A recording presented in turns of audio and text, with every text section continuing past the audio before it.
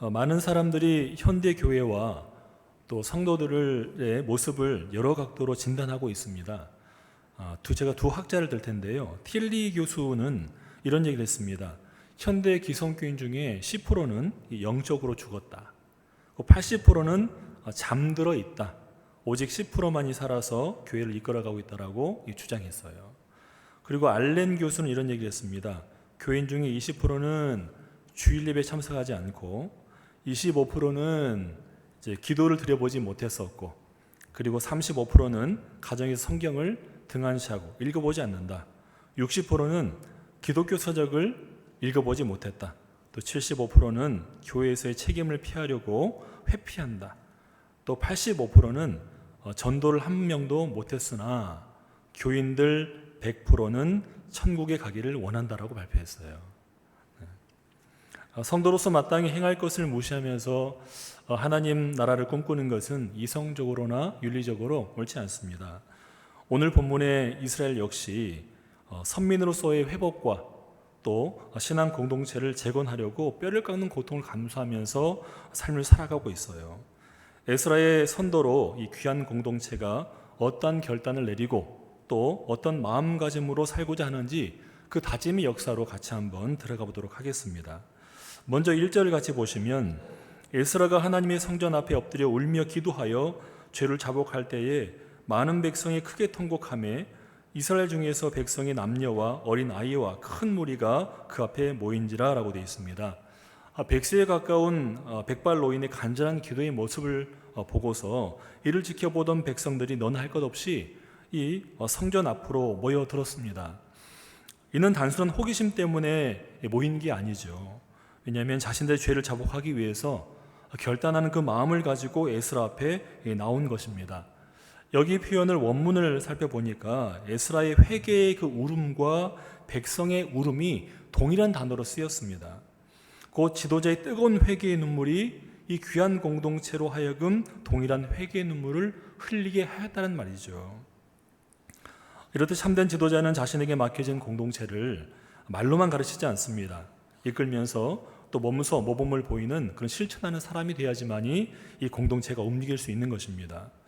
우리가 잘 알고 있듯이 에스라는 율법학자로서 이론적이면서도 교훈적인 그런 교사에만 머물러 있지 않았어요. 백성들의 죄를 곧 자신의 죄로 여기고 하나님 앞에 나아가서 회개적 중보기도를 올렸습니다. 이런 군더더기 없고 또 하나님 앞에서 울고 회개하는 진실한 행동들이 결국 나비의 작은 날개짓이 되고 또 1만 마디의 설교보다 사람의 영혼을 각성시키고 또 양심의 가책을 주어 일깨워주는 그 역할을 했던 것입니다. 성도 여러분, 예수님께서 십자가를 지고 골고다 언덕을 올라가시면서 이 주변에 있는 인생들을 보면서 하신 말씀이 있어요. 누가복음 23장 28절에 이 말씀이 나오는데, 너희와 너희 자녀를 위하여서 울어라 라고 말씀하셨습니다. 그만큼 예수님의 눈에는 이 세상에 남겨진 그 성도들의 눈을 바라봤을 때 너희가 이 세상에 거하는 것이 위기 속에 사는 존재들로 보인다는 거죠. 그런즉 세상의 범죄로 인해서 성도의 의로운 통곡과 또 회개의 소리가 있어야지만이 이 모든 걸 이겨나갈 수 있다라고 강조하시는 것입니다. 성도들의 세상을 향한 통곡 소리는 하나님의 진노 그리고 그 심판이 시작되었음을 알리는 귀중한 경고일 수 있습니다. 그러므로 성도 여러분, 우리도 에스라와 같은 마음을 가져야 될 줄로 믿습니다. 우리 각자의 죄는 물론 세상의 죄에 대해서 슬퍼할 사람은 우리밖에 없어요. 우리가 품어야 됩니다. 기득권자들만을 위한 세상에서 우리 귀한 젊은 세대들을 지키고 또 그래도 공정하고 또 상식적이며 정의로운 세상을 만들어갈 수 있는 것은 우리의 통곡과 우리의 눈물이 있어야 된다는 것입니다. 흔히 말하는 의로운 탄식과 눈물의 기도로 이 모든 세상이 이루어질 수 있다는 것이죠. 하나님의 자비로우신 은혜의 담비가 이 땅 구석구석에 내려서 진정이 죄악된 것에 씻겨나가기를 간절히 기원합니다. 2절 말씀 보시면, 엘람 자손 중 여히엘의 아들 스가냐가 에스라에게 이르되 우리가 우리 하나님께 범죄하여 이 땅 이방 여자를 맞이하여 아내로 삼았으나 이스라엘에게는 아직도 소망이 있나니 라고 말씀하고 있습니다. 귀한 공동체의 범죄에 대해서 마치 자신의 일인 양 통곡함으로 진심으로 회개하는 에스라를 보고서 이 스가냐라는 사람이 에스라를 향하여서 이제 포로 귀환민들의 개혁 의지를 이제 토로하면서 천명하는 거죠. 그러면서 에스라에게 힘을 실어주는 그런 모습이 나옵니다. 스가냐는 다른 모든 백성들과 함께 에스라가 하나님께 기도드리는 그 내용들을 다 들었을 것입니다. 그리고 에스라의 기도에 큰 감동을 받아서 이제 끓어오르는 양심의 소리를 주체하지 못하여서 에스라로 하여금 앞으로 우리가 해야 될 것, 또 당신이 해야 될 것에 대해서 제시하게 되는 거죠. 그래서 그들이 3절에 보면 모든 아내와 그들의 소생을 다 내보내기로 결의했다는 겁니다. 그런데 그 결혼 문제에 관한 이 귀한 공동체의 엄중한 조치는 신구약 성경을 다 찾아보더라도 이건 너무 극단적인 조치였어요. 이혼을 당한 여인들과 자녀들은 정말 황망한 심정이었습니다. 멀쩡히 잘 살고 있었는데 하루아침에 이방에 자신의 본향이긴 하지만 쫓겨나게 되는 것이죠. 이 분노한 친족들과 마을 주민들과 그 민족들이 다시금 예루살렘에 쳐들어와서 그 공동체를 어렵게 만들고 또 성전을 엉망으로 만들었습니다. 구약 성경에서 이혼은 하나님께서 미워하시는 것이라고 말라기 2장에 말씀하고 있습니다. 모세에게 규례와 법도를 주시면서 타당한 근거에 의한 이혼을 허락하셨어요. 하지만 신중에 신중을 더하여서 판단하고 또 행하라고 말씀했습니다. 왜냐하면 억울한 사람이 생기면 안 되기 때문에 이렇게 신신당부하신 것이죠. 사실 그 동족 결혼이나 지파 내에서의 결혼은 이스라엘 초기 역사에서 대개 지파의 부라든지 땅을 보존하기 위한 어떤 조치였습니다. 그렇지만은 지파를 벗어나서 이방 여인을 취하여서 결혼한 사례들이 이 구약 성경에 종종 등장한다는 것을 보면 그들이 규범을 철저히 지키지 않았음을 우리가 볼 수 있어요. 그 예를 들면은 에서가 2명의 헷 족속 여인을 취했지요. 창세기 보면 또 요셉이 총리로 있을 때 애굽 여인과 결혼했습니다. 그래서 므낫세와 에브라임을 낳잖아요. 또 모세가 처음 시보라라는 미디안 여인을 취했습니다. 그 이후에 구스란 여인을 또 취했어요. 또한 하나님의 사람 다윗 경우도 물론 그가 도망할 때 거느린 식솔들이 많았기 때문에 그들을 먹여 살리기 위해서 결혼을 하긴 했지만 역시 갈멜 여인과 아람 여인과 결혼했다는 겁니다. 뿐만 아니라 바세바를 기억하실 겁니다. 이 바세바란 여인이 햇사람 우리아와 결혼했죠. 그리고 히람이라는 사람이 있는데 이 사람은 솔로몬이 성전 건축할 때 성전 기물을 담당했던 사람이에요. 노쇠 대장장이, 그러니까 노쇠 가지고 만드는 아주 전문가였죠. 이 히람의 어머니가 두로의 남자와 결혼했거든요. 이렇게 보면 상당히 여러 곳에서 다양하게 이방인들과 결혼했다는 것을 다루고 있습니다. 그러면 의문이 들었어요. 뭐냐면 에스라가 개혁할 때 이방 결혼과 여기서 앞에서 얘기했던 예시의 차이는 무엇이겠습니까?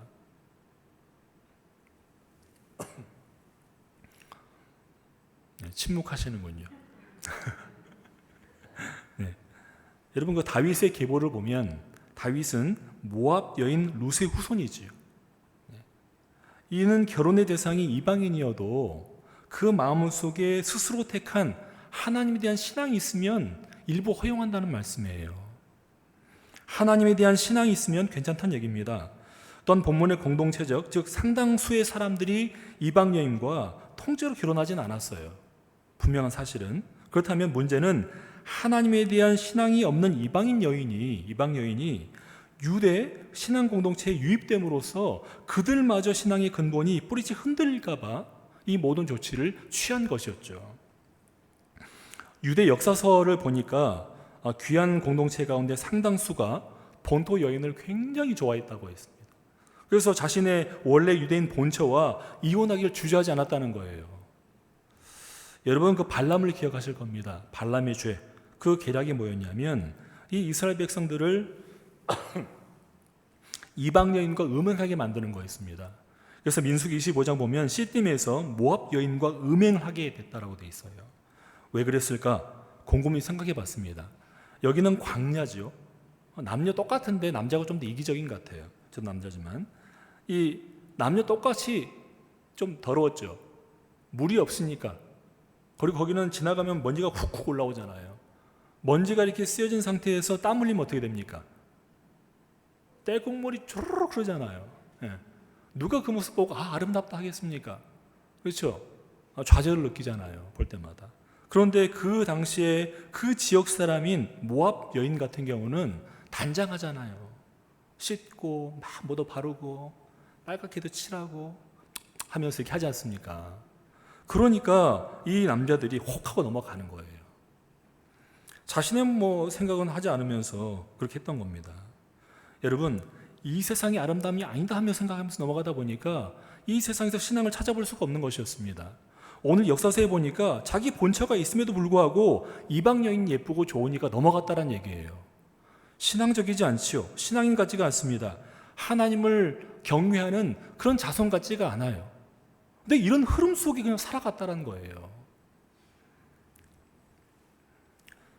이렇듯 다소 극단적인 조치를 할 수 있겠지만 이 귀한 공동체와 이방 여인과의 강제적 분리는 그들이 추구하는 그 한 가지 때문에 이루어진 것입니다. 성전 중심의 신앙 공동체를 이루고자 하는 정화의 몸부림이었다는 것이죠.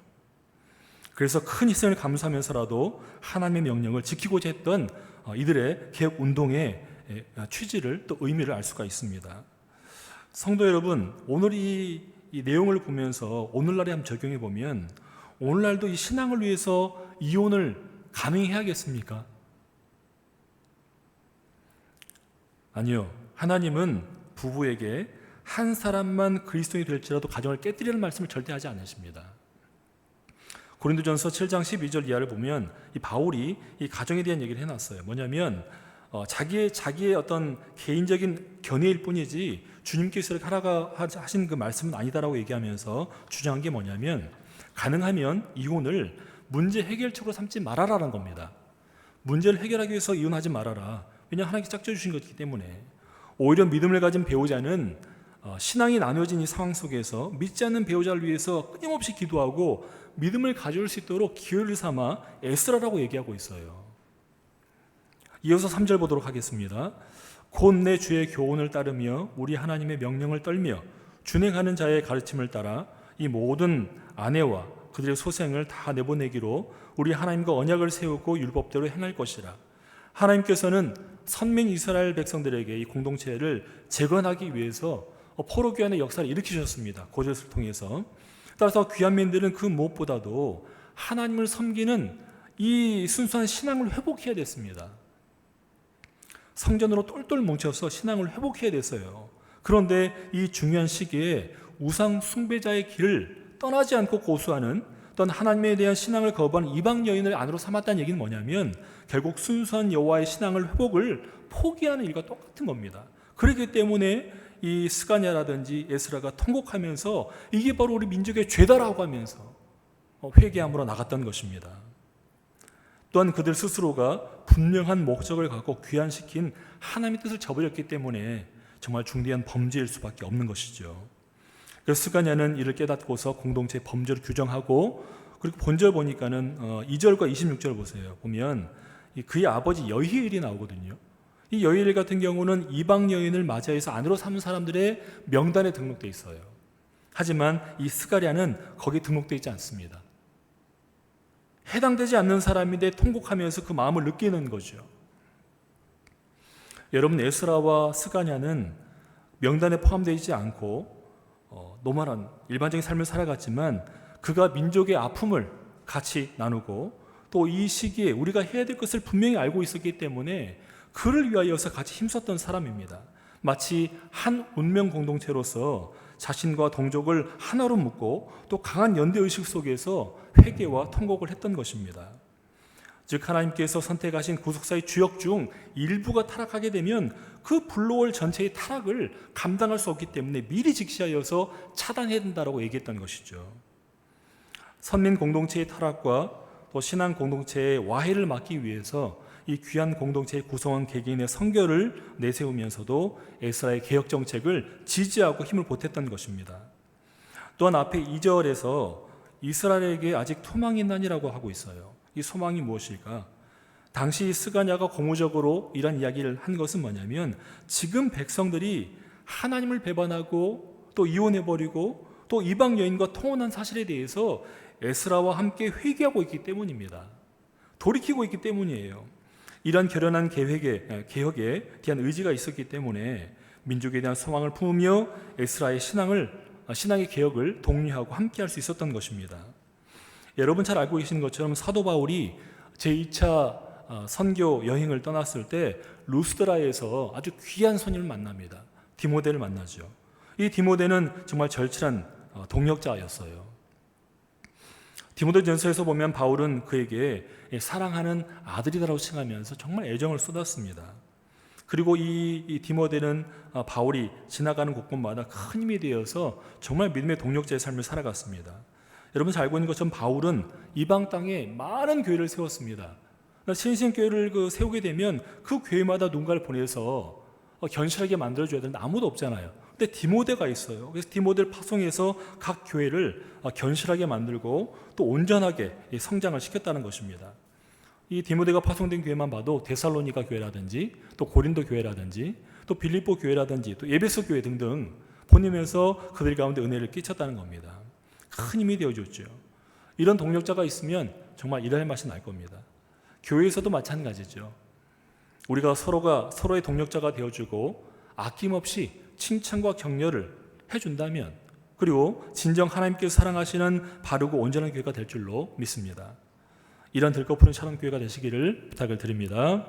4절을 보시면 이는 당신이 주장할 일이니 일어나소서 우리가 도우리니 힘써 행하소서 하니라. 이는 당신이 주장할 일이다 라는 것을 직역하게 되면 그 문제는 당신 위에 있습니다 라고 되어 있어요. 또 다른 번역서인 NASB를 보게 되면 이 일의 책임이 당신에게 있습니다. 또 다른 번역서인 NIT 같은 경우는 어서 당신의 의무를 행하십시오라고 번역이 되어 있어요. 얼핏 보면 이 모든 책임을 에스라한테 전가시키는 그런 뉘앙스로 볼 수 있어서 오해할 수 있는데 그런 의미가 아닙니다. 이런 의미는 뭐냐면 회개하며 결단한 그 자리에 모든 이스라엘 백성들이 하나님과 언약을 세우고 율법을 이행하겠다라는 그런 결의에 찬 그런 다짐이 있는 것이죠. 또한 에스라에게 이제 자신들이 무엇을 해야 할지 명령해 주시라, 또 율법의 말씀대로 가르치고 지시해달라는 그런 의미입니다. 이제 순종의 자리에서 겸허히 하나님 말씀을 받고자 하는 이 민족, 이 공동체의 순간 모습을 볼 수 있는 것입니다. 여러분, 이처럼 하나님의 백성, 또 믿음의 자녀들은 이유가 어떻든 간에 자신의 죄로 인해서 절망적 상황 속에 처있다 하더라도 거기에 주저해 앉아 있으면 안 됩니다. 문제를 깨닫고 회개하며 죄로부터 빨리 떠나는 결단을 해야 한다는 것입니다. 진정한 회개는 고백의 말로 끝나지 않습니다. 만약 말로 끝난다면 말뿐이 회개에 불과하겠죠. 죄 고백은 태도의 변화와 행동의 교정이 이어져야 됩니다. 만일 죄를 지은 이후에 진심으로 뉘우친다면 하나님께 자백하고 용서를 구하면서 또 하나님의 은혜와 자비를 받아들여야 합니다. 그러면 자비로우시고 은혜로우신 하나님께서 긍휼의 은혜를 더하시고 또 하나님께서 힘을 주시고 그와 함께 하시기 때문입니다. 이 함께 한다는 건 정말 중요해요. 제가 전에 인도에서 선도를 한 2년 정도 하고 있었잖아요. 그때 제가 우연찮게 연결됐던 분이 누구냐면 태권도 선교사님이었어요. 근데 그분이 지금은 고인이 됐지만 김홍조 선교사님입니다. 그분을 만나서 이렇게 하는데 그 태권도가 그분이 5단이었어. 5단. 여러분 놀라지도 않아요. 기본 몇 단 되니까 2단만 아니면 돼요. 태권도가 5단이고요. 차력이죠. 차력. 따이 하면서 하는 거 있잖아요. 차력이 7단이에요. 7단. 되게 8, 9단 되면 다 돌아가신대요. 근데 그 정도 굉장히 하이 클래스인데 태권도를 하는 것도 대단한데 차력을 잘하니까 여러분 그 인도의 풍습이 어떠냐면 보는 거 좋아해요. 우리 옛날 레슬링 좋아했어요. 옛날에 레슬링. 박지규랑 김일, 여건부마. 너무 옛날 얘기인가요? 네. 그런 거 되게 좋아해요. 막 우리 환호하고, 예? 박지규랑 김일이 박치기 했을 때 머리 피날 같이 막 아파하면서 그런 기억나지 않습니까? 그런 분위기가 똑같습니다. 그래서 태권도 집회를 열면서 복음을 전하는데 태권도 퍼포먼스를 하고 나서 이제 코코넛 바짝 말린 것을 손으로 딱 격파하고 병 목을 탁 치면서 깨부시고 또 이분이 또 트럭 뒤에 있는 큰 쇠붙이 있잖아요. 그걸 손으로 막 부러뜨리고 환호가 나오는 거예요. 거기다가 집차가 배 위를 지나갑니다. 그래도 안 죽어 이분은 차력을 해서 참 신기합니다. 어쨌든 그런 걸 하고 나니까 선생님이 막 마음이 열리는 거예요. 대단하다. 태권도 배워라. 다 할 수 있다. 다 등록하는 거죠. 태권도를 가르쳐 주면서 복음을 전하는 거예요. 그런데 이분이 너무 잘하니까 인도는 우리 남한의 32배입니다. 그러니까 주가 여러 가지 주가 있는데 특히나 남쪽에 카르나타카 주가 있고 또 타밀나두 주가 있어요. 한 주가 우리나라의 2-3배 이상 되니까 3-4배 되니까 굉장히 크죠. 그 카르나타카 그 주에서 태릉 성수촌 같은 곳에 들어갔어요. 잘하니까 스카우트 한 거죠. 흔히 말해서 사이라는 곳에 들어갔는데 거기서 그분 옆에 있으면 기본 3-4단이 되는 거예요. 그분이 태권도 잘하고 막 이렇게 유명하니까 같이 다니면 저 역시 어깨에 막 힘이 들어가고 부끄러운 얘기지만 같이 있다는 그 이유 때문에 제가 3-4단이 된다니까요. 또 저보면 마스터라고 얘기하고 막 그래요. 난 마스터 아닌데. 따마자 군대에서 그냥 격길로 배웠던 태권도 1단밖에 없는데 저를 막 마스터라 해주고 막 3-4단 알고 있으니까 저도 막 힘이 막 들어가는 겁니다.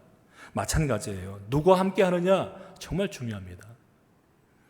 하나님과 함께 했더니 이들이 달라지기 시작했습니다.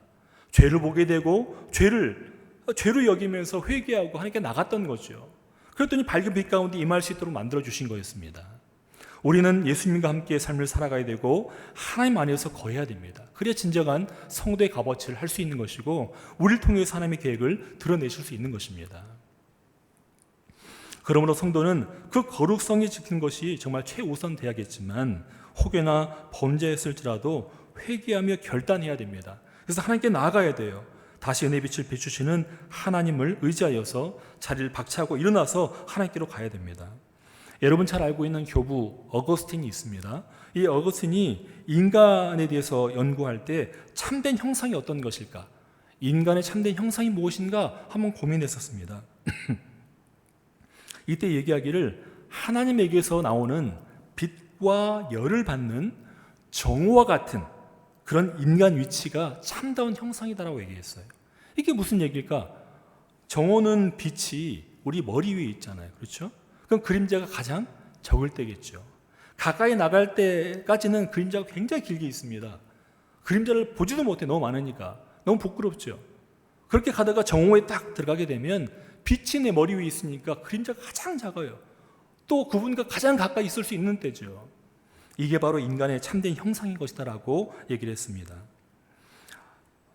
야고보서 1장 17절을 보면 하나님에게는 회전하는 그림자가 없다라고 얘기했어요. 정오가 하나님께 있는 것이다. 그래서 정오 사상을 이야기합니다. 그래서 우리가 하나님에게서 빛과 열을 받는다고 되어 있는데 빛은 조명이겠죠. 그리고 열을 받아야 된다는 것은 뭐냐면 성령의 역사를 말하는 것입니다. 그래서 우리가 이 정오로 나아가는 길 가운데 이 정오의 태양이 너무 뜨겁기 때문에 그 과정은 빛으로 드러나는 나의 죄악이라든지 부끄럼들 때문에 뜨거운 고통을 느끼지만 정작 그 밑에 들어가게 되면 우리의 참된 형상을 바라볼 수 있게 되고 원래의 모습을 복원할 수 있다라고 말씀하는 것입니다. 우리 귀한 샤론 성도님 모든 분들께서도 진정 주님의 그 은혜의 자리에 함께 하시기를 부탁을 드립니다. 5절을 보시면 이 에스라가 일어나 제사장들과 레위 사람들과 온 이스라엘에게 이 말대로 행하기를 맹세하게 하매 무리가 맹세하는지라 라고 되어 있어요. 에스라는 스가냐의 촉구와 또 백성의 결단에 힘을 얻고 조금의 지체함 없이 이 개혁운동을 이끌어 나가려고 합니다. 또한 공동체가 저지른 그 죄에 대해서 속히 돌이키기를 격려하고 또 하나님과의 언약을 갱신하도록 헌신의 힘을 다 쏟게 되죠. 그래서 제사장들과 또 레위인들 또 모든 이스라엘 사람들에게 이 모든 것을 맹세하게 하고 그들 역시 맹세하게 됩니다. 여러분 비록 포로귀환민들이 이방 여인들과 결혼을 하고 또 그들의 풍습 속에서 우상을 쫓아가는 심각한 죄를 범했지만 그 일에 대한 심각성을 깨달았을 때 정말 중요한 것은 조금의 망설임도 없이 돌이켰다는 거예요. 그러면 그들이 지키기로 한 이 말은 무엇입니까? 이 말은 이방인 아내와 그들의 소생을 내보내겠다는 겁니다. 즉 이스라엘을 넘어지게 하는 가시와 엉겅퀴를 깨닫는 즉시 그 범죄를 신속히 제거하기 위해서 엄중하게 이 일을 처리해 나가겠다고 그들이 다짐하는 것입니다. 이 일은 마치 이 폭풍을 만난 배에서 짐을 바다로 던지는 것과 똑같습니다. 풍랑으로부터 배를 지키기 위해서 또 자신의 목숨을 지키기 위해서 갖고 있는 모든 무게가 나가는 물건을 다 버려야 되거든요. 풍랑 속에 살려면 자신의 생명을 지키기 위해서라도 아무리 귀한 물품이라 할지라도 다 버려야 됩니다. 그렇지 않으면 살 수가 없으니까요. 당시 포로 귀환민들이 이방인 여인을 내보내고 또 자녀를 내보낸 것은 마치 이 배에서 살아남기 위한 절규와 똑같습니다. 그래서 이 소중한 하나님의 은혜와 약속 또 언약 백성으로서의 정체성을 되찾기 위해서 이런 어려운 일들을 행했다라는 것입니다. 그래서 에스라는 하나님의 징계와 심판으로부터 이스라엘을 구하고 또 선민으로서 신앙 공동체와 더불어 선민 의식을 회복하기 위해 극단적인 조치를 취했다라는 것입니다. 또 이를 시행할 것을 단호하게 명령한 것이죠. 6절 보겠습니다. 이 에스라가 하나님의 성전 앞에서 일어나 엘리야십의 아들 여호하난의 방으로 들어가니라.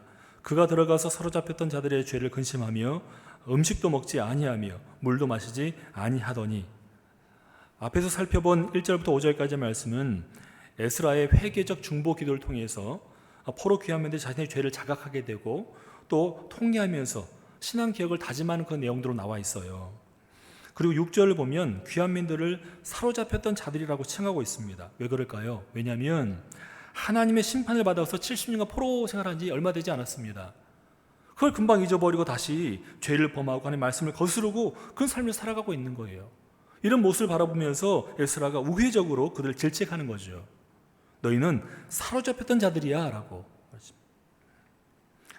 또한 에스라는 제2 예루살렘 성전을 지을 때 큰 공을 세웠을 걸로 추측이 되는 엘리야십이라든지 또 그의 아들 여호하난의 구별된 방으로 들어갑니다. 들어가서 하나님을 독대하고 곡기를 끊고 참담한 심정으로 그 마음으로 이스라엘을 위해서 회개 기도를 올렸습니다. 이 부분은 이미 그 에스라의 그 신앙 각성과 개혁 운동을 통해서 동참하자는 그 열의가 대단했었거든요. 그 귀환민들이 뜨거운 반응을 일으켰음에도 불구하고 그는 골방으로 들어갔어요. 들어가서 기도하는 겁니다. 여러분, 우리는 흔히 어떤 모임이나 행사나 혹 집회를 인도하게 되면 대중의 반응이 있죠. 반응이 뜨거우면 바로 교만 모드로 들어가 버려요. 스스로 자족하고 자신의 능력을 좀 알아봐 주길 바라면서 의시되지 않습니까? 정말 하나님 앞에서 부끄럽고 성숙지 못한 행동입니다. 사탄은 이런 개인적인 교만을 파고들어서 공동체를 파괴시키는 겁니다. 적어도 지도자라면 공동체에 흥한 것에 대해서는 그 지체들에게 영광을 돌리고 또 그 열매의 영광 같은 경우는 하나님께 온전히 올려드려야 맞는 것입니다. 그리고 에스라처럼 지속적인 기도를 위해서 골방으로 들어가서 하나님을 찾는 그런 역사를 이뤄야 된다는 것입니다. 문제가 생기고 교회와 공동체에서 기도할 때 우리 모두가 골방을 찾고 하나님을 찾는 그런 역사를 일으킨 여러분 되시기를 부탁을 드립니다. 또한 에스라는 통회하면서 개혁을 맹세했던 포로 귀환민들의 반응을 보고서 이제 어떤 만족을 하거나 또 즉시 개혁에 착수하긴 하되 실행하지 않았습니다. 이게 중요한 포인트예요. 바로바로 하지 않았어요. 왜냐하면 그들이 자각하고서 그들 스스로가 세부적인 계획과 더불어서 뭘 해야 될지를 알 수 있도록 하고 계획하도록 만들어주던 겁니다. 그래서 그들 스스로 하나님 앞에서 자복하고 금식하고 기도하고 또 신정 공동체의 회복에 앞장서면서 너무나 중차대한 일이기 때문에 하나님의 도우심을 간절히 바라도록 이끌었던 것입니다.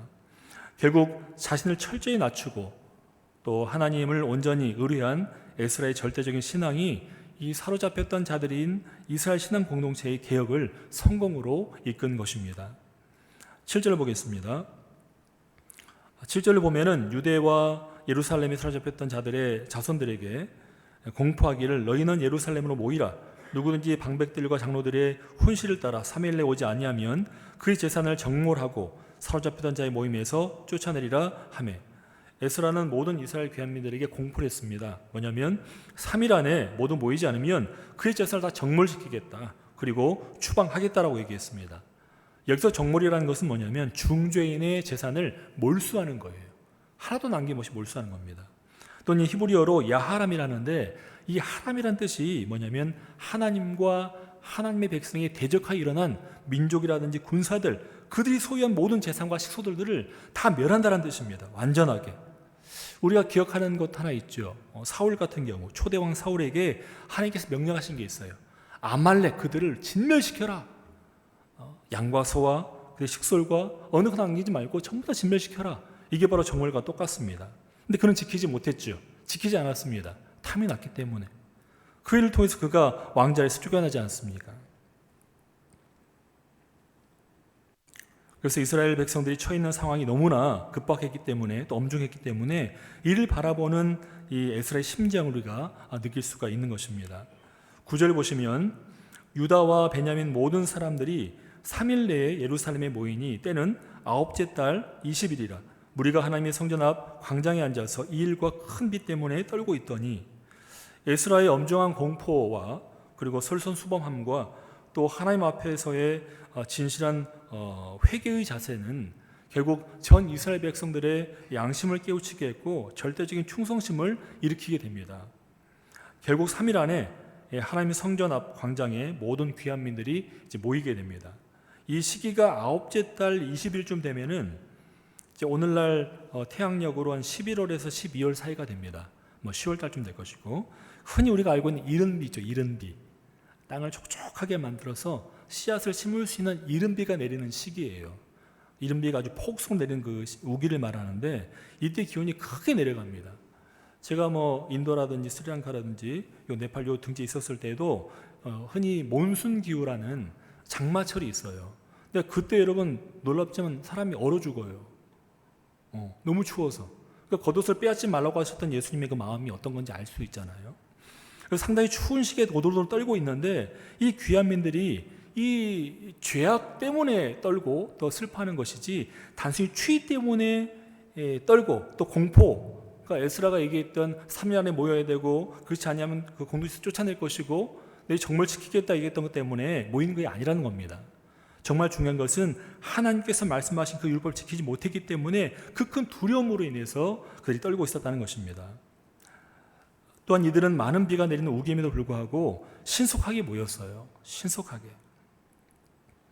결국 이 일 때문에 또 이 일을 작정했기 때문에 이렇게 모인 것입니다. 그래서 그들이 결단하기를 이방 여인을 아내로 삼고 우상을 숭배한 이 모든 죄를 자복하고 그런 의미에서 내가 이들을 떠나 보내겠다라고 결의한 것입니다.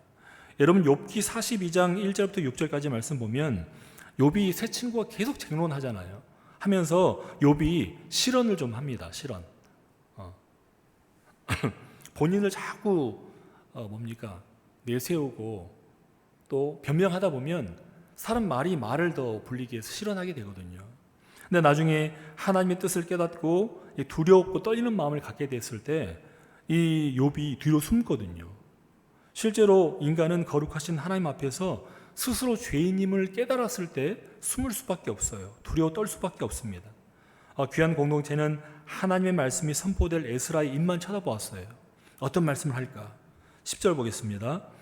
제사장 에스라가 일어나 그들에게 이르되 너희가 범죄하여 이방 여자를 아내로 삼아 이스라엘의 죄를 더하게 하였으니 이제 너희 조상들의 하나님 앞에서 죄를 자복하고 그의 뜻대로 행하여 그 지방 사람들과 이방 여인을 끊어버리라 하니 모든 회중이 큰 소리 대답하여 이르되 당신의 말씀대로 우리가 마땅히 행할 것이니이다 라고 하고 있습니다.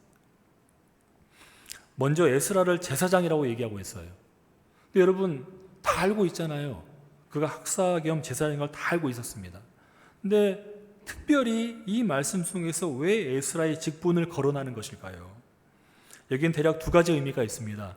첫째는 이 에스라가 개혁운동을 주도하여서 죄악을 척결할 것을 명령하는 것은 단순히 그 당시에 페르시아 왕이 아닥사스다 왕으로부터 부여받은 사법권에 의해서 하는 것이 아니라 이 이스라엘의 영적 지도자인 제사장으로서 행하는 것이라는 것을 보여주는 겁니다. 원래 제사장이 영적 지도자라는 것을 보여주는 거예요. 두 번째 뭐냐면 제사장들이 타락하여서 본래 직분을 망각했죠. 또 어리석은 길로 치우쳤습니다. 이 상황에서 의로운 자 한 명을 보내서 같은 결이 아니라는 걸 보여주는 겁니다. 그러면서 진정 선민 또 신정 공동체를 재건을 이끌어갈 주역이 누구냐? 바로 제사장이다라는 걸 보여주는 겁니다. 정리하자면 에스라가 이곳에 온 이유는 에스라가 제사장인데 제사장의 역할이 바로 영적 지도자인 역할인 것이고, 또 이들이 갖고 있는 사명이 무엇이냐? 바로 신정 공동체, 선민 공동체를 재건해가는 것. 이게 진정한 사명인 것이다. 잊지 말아라. 깨우쳐야 된다라고 말씀하고 있는 것입니다. 다음으로 이방 여인을 아내로 삼아서 이스라엘의 죄를 더하게 한 이것들을 회개하고 또 민족 정화를 위해서 또 하나님 앞에 죄를 자복하고 그의 뜻대로 행할 것을 맹세히 하는 것이죠. 그 출발선상이 바로 그 지방 사람들과 이방 여인을 끊어버리는 것, 그것입니다. 아울러 그 죄를 자복하고의 히브리어를 보면 테노토다라는 단어예요. 테노토다. 이 토다라는 것이 토닥토닥 해주는 것 같잖아요. 토다. 이 토다가 고백하다라는 뜻입니다. 그런데 여기에 덧붙여서 고백하다에다가 감사하다, 찬양하다가 들어가 있어요. 이 흐름이 무엇일까? 이스라엘이 이 죄를 더하게 하는 죄악된 행동을 고백함으로 회개하게 되면 하나님께서는 용서하심으로 이 이스라엘 백성들과 하나님의 관계를 회복시켜 주실 것이기 때문에 이를 감사하며 찬양해야 된다는 것입니다. 사실 에스라의 명령은 이제 포로 귀환민들의 죄악으로 인해서 단절된 하나님과의 관계를 회복하는 데 초점이 맞춰져 있어요. 범죄라는 것은 하나님과 인간의 관계를 끊어놓죠. 갈라놓습니다. 하지만 진실한 회개, 참된 회개는 그 관계를 회복하게 하고 또 그로 인해서 하나님께 찬양과 감사 올려드릴 수 있는 그런 구실을 허락한다는 것입니다. 13절 보시면 그러나 백성이 많고 또 큰 비가 내리는 때니 능히 밖에 서지 못할 것이요 우리가 이 일로 크게 범죄하였은즉 하루 이틀에 할 일이 아니오니 이제 온 회중을 위하여 우리의 방백들을 세우고 우리 모든 성읍구에 이방 여자에게 장가든 자는 다 기한에 갖고 우리 장로들과 재판장과 함께 오게 하여 이 일로 인한 우리 하나님의 진노가 우리에게서 떠나게 하소서 하나. 에스라의 개혁에 적극 동의하고 이에 대한 세부적인 실천 사항을 위해서 자신들의 의견을 이제 개진하는 그런 모습입니다. 이 중요한 일의 세부 실천과 관련해서 충분한 시간을 갖자라는 것이고 또 주의 깊게 계획을 수행할 수 있도록 우리 모두가 지혜를 모으는 시간을 갖자라는 겁니다. 일시적이긴 하지만 굉장히 지혜로워졌잖아요. 그렇죠? 이 영적인 거룩함과 또 지혜의 선순환적인 모습이라 볼 수 있는데요. 현실적으로 아직 개혁이 되었던 실천상에 대해서 구체적인 방안이 나오지 않았습니다. 그리고 지금 큰 비 때문에 옷을 다 떨고 있기 때문에 이런 상황에서 이런 걸 조사한다는 것이 참 불가능하기 때문에 그렇죠. 그래서 좀 시간을 갖자 그런 얘기입니다. 그래서 회중을 위하여 우리의 방백을 세우고라는 이 말을 보면 이방인과 통혼한 자들과 또 개혁운동을 위해서 방백을 세우자, 지도자를 세우자. 그래서 이 공동체의 질서와 또 거룩성과 또 우리가 지키려 하는 그 결단에 대해서 확고히 나갈 수 있도록 하자. 그래서 선출된 방백들이 올바로 사명을 잘 감당하면 하나님의 진노 한복판에 서 있는 우리가 또 우리의 죄가 제거되고 또 다시 한번 하나님의 거룩한 공동체로 변화될 수 있기 때문에 이 기회를 놓치지 말자라는 그들의 마음인 것입니다. 15절 보시면 오직 아사리의 아들 요나단과 디과의 아들 야스야가 일어나 그 일을 반대하고 무술람과 레위 사람 사부대가 그들을 돕더라. 여기 등장하는 요나단과 야스야는 에스라의 개혁 정책에 대한 어떤 귀한 공동체의 구체적인 개혁 방안에 대해서 반대했습니다. 그런데 이들은 이방 여인을 맞이한 명단에 속하지 않은 사람들이에요. 그러니까 회개가 필요한 사람들이 아니었던 거죠. 근데 그들이 함께했던 겁니다. 근데 이들은 회중의 의견에 반대의 뜻을 피력하긴 했지만은 그들이 지지하는 자들 보면은 무술람과 삽부대 두 사람이었죠. 몇 명 되지 않았기 때문에 그게 채택되지 않았을 뿐입니다. 이를 표준 세번역 성경에서 보니까 오직 아사엘의 아들 요나단과 디과의 아들 야스야만 이 의견에 반대하였으며 무술람과 제위 사람 삽부대가 그들에게 동조하였을 뿐이다라고 번역되어 있어요. 여러분, 우리가 바라볼 때 좀 신기하게도 공동체의 의견을 반대하는 이 요나단이라든지 이 야스야 같은 사람 어디에나 있습니다. 신기하게도. 본문에서는 그들이 회중들의 이방인과의 통혼 문제를 얼마간의 기간을 두고 생각해보자라고 얘기했었을 때 아니다, 즉각적으로 하자라는 그 의미에서 반대했을 수도 있고, 또 한 가지는 뭐냐면 에스라가 처음부터 얘기했던 그 지방 사람들과 이방인을 끊어버리자라는 얘기에 대해서 반대했을 수도 있습니다. 근데 분명한 것은 이들 나름대로의 의견을 피력할 정도의 어떤 주장할 것들이 있는 것이고, 또 열정이 있고 나름대로의 생각과 방식이 있었기 때문에, 또 동일한 믿음의 공동체 안에서도 첨예한 반대되는 의견을 주장할 수 있다는 것을 우리가 알 수 있어야 됩니다. 이런 경우에 우리는 어떻게 해야겠습니까? 어떻게 우리가 문제를 풀어야 될까요? 우선 그들의 생각이 대다수의 생각과 다르다고 해서 우리가 어떤 정죄하거나 비판하거나 매도할 필요는 없다는 거예요. 결국 그런 것들이 발단이 되어서 본질은 다 사라져버려요. 그리고 뭐가 남냐면 끝없는 감정 싸움과 자존심 싸움만 하다가 공동체가 큰 상처를 입게 됩니다. 단순한 감정이나 자존심을 주장하는 것이 아니라 이성적으로 토론과 협의를 통해서 거듭함으로 의견을 모아야 되는 거죠. 무엇을 위해서? 하나님의 나라를 위해서 서로 존중하고 양보하고 애쓰고 노력하면서 이 위기를 극복해 나가야 됩니다. 그런데 이 어려운 일 가운데 가장 중요한 게 무엇일까요? 우리가 놓치고 있는 것, 그건 뭐냐면 거두절미하고 우리를 향하신 하나님의 뜻이 무엇인지를 분명히 알아야 된다는 거예요. 그 뜻을 알게 되면 사람이 아닌 하나님 뜻 가운데 우리가 자존심을 굽히는 것, 우리가 양보하는 것, 우리가 낮아지는 것 결코 어렵지 않다는 겁니다. 하나님의 뜻이 무엇인지를 잊어버리고 망각해버리고 서로의 상처에 대해서 싸움하고 또 감정적으로 대하고 자존심을 세우려다 보니까 일이 틀어지는 거예요. 아무쪼록 하나님 나라의 확장을 위해 사용되고 또 세상의 소금과 빛의 사명을 잘 감당하는 저와 여러분 되시기를 부탁을 드립니다. 16절 이하를 보게 되면 열째 달 초하루에 시작해서 첫째 날 초하루에 끝났다라고 되어 있어요. 조사가 대략 한 3개월간에 이루어진 거죠. 그 명단을 보니까 기가 막힙니다. 제사장, 레위인, 성전 봉사자, 그리고 일반 백성들이 이렇게 나오고 있어요. 여러분 다른 사람들은 그렇다 치고 여러분 제사장들, 이 제사장이란 그 이름이 라틴어로 폰티펙스입니다. 교량, 다리란 뜻이지요. 갈라져 있는 땅을 이어주는 교량이 바로 제사장인 거예요. 그들이 하고 있는 직임들 보면 여호와 하나님 앞에서 성소와 제단의 직무를 담당합니다. 또 율법을 가리킵니다. 또 백성들을 위해서 하나님의 뜻을 묻는 일을 하고 또 각종 재판이라든지 문둥병자들을 판정합니다. 이런 귀한 일을 판정하는데 그들이 타락해버린 거예요. 제사장 역할을 하지 못한 겁니다. 더욱이 보니까 이 통계 비율로 봤을 때 전체 한 15%가 넘게 제사장들이 이방 여인과 결혼했어요. 이 내용을 볼 때 하나님의 말씀과 언약 준수에 전혀 신실치 못했다는 겁니다. 정말 부끄럽지만 이것을 확증하는 것이에요.